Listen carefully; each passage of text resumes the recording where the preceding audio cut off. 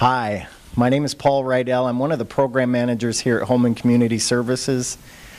If you're anything like me, filling out a form, especially a form you're not familiar with, for the first time, well, let's just say I might rather be at the dentist than fill out a form for the first time that I'm not familiar with. It's not going to make my top 10 list. So anyways, thank you for taking the time to view this video.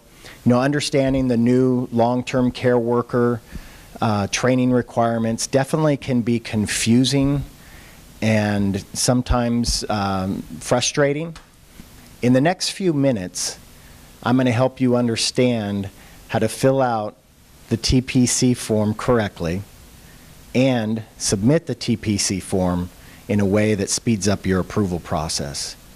Now, if you are a boarding home or an assisted living facility, or if you're an adult family home wanting to fill out an approval form or make application for approval, this TPC form right here, the one you see on the screen behind me to my left, this is not the form you want to fill out. So please, again, if you are an assisted living facility or an adult family home, go back to the website where you found this form, and then you're going to want to click on the TPA form. Again, it's the TPA form. The reason for the TPC form, with Initiative 1163, DSHS is required to approve all courses, curriculum, and instructors for your training. The TPC form, as you fill it out, that's exactly what it's going to communicate to us. The courses you want approved, the instructors you want approved, and the curriculum you want approved. Once your training program is approved, you'll no longer use this TPC form to make any updates. You'll then move on and graduate to the TPC update form. And the TPC update form, again, we have another video on the website that you can click on and review that or view that video as well. So let's quickly walk through the TPC form. There's 5 sections in the TPC form. However, prior to the first section, there's this little section right up here that really is self-explanatory. You're just telling us the name of your business and giving us your contact information. Section 1, this is where you communicate with DSHS which long-term care workers you plan on training. If you want to train workers from adult family homes, you would check that box. If you want to train workers from assisted living facilities, you would check that box. So you can check all the boxes that you think may apply. Section 2, what courses you're planning on offering to the long-term care workers. If you'll notice in the table below, there's 3 columns. The first column on the left is where you indicate which course you're planning on teaching. The middle column is where you tell us the total number of hours for that particular course that you're wanting to teach. And then the last column on the right is you're letting us know what curriculum you plan on using for that particular course. Now, I want you to keep in mind on the Core Basic, if you click the Core Basic training box, you're also going to want to put in your total hours, but keep in mind that if you are using enhancements or enhancing the revised fundamentals of caregiving, your total number of hours is going to include the 28 hours from the RFOC, and then you're going to add whatever the number of hours that you're turning in for enhancements. So it'll be 28 plus the hours, and that will be your total you'll put in this middle column.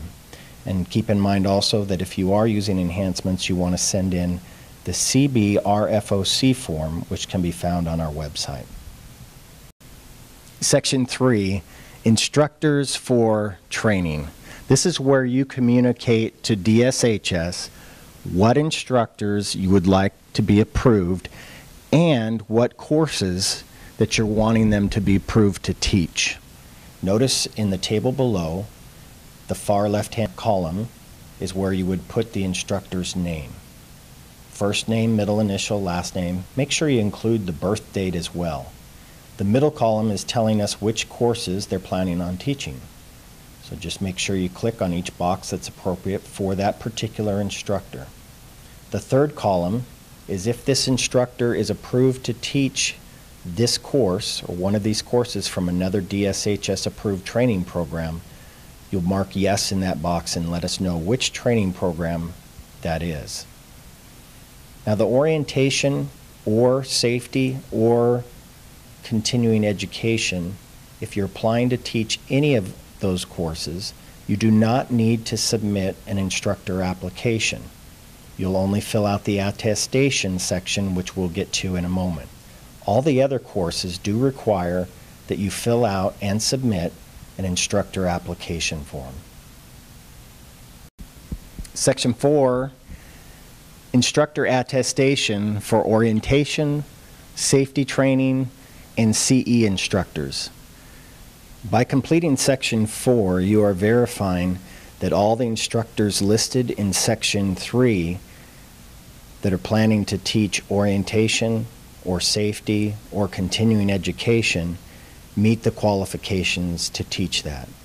If you are the person submitting this form, you want to put your name, your job title, and the date in this section. Section 5, getting information to the department. The department being DSHS, that's us. So Section 5 is going to tell you what you need to turn in and really the best way to turn that in and the most, well, right here it says how to streamline the approval process. Please email all your forms in. Section 5 is really a checklist for you so that you know if your application is complete. So there are boxes here that you will check off, and when you know your application is complete, email your application to the email listed below.